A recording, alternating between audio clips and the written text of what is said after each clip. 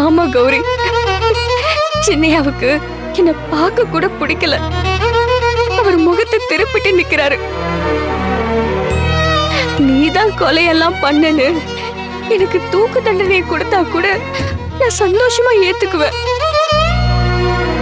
ஆனா அவர் என்ன வெறுத்துட்டா நான் உயிரோடவே இருக்க மாட்டேன் கௌரி.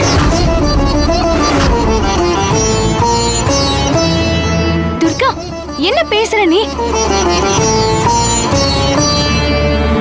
சித்தப்பாக்கு உன் மேல கோபம் இருக்கும், அதுக்காக அவர் உன்னை வெறுத்துட மாட்டாரு. அப்படியெல்லாம் பேசாத.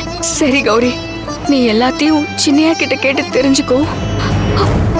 துர்கா,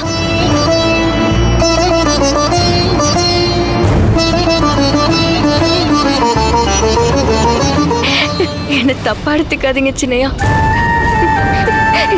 இந்த சிரிப்புக்கு பின்னால நிறைய சோகம் மறைஞ்சிருக்கு.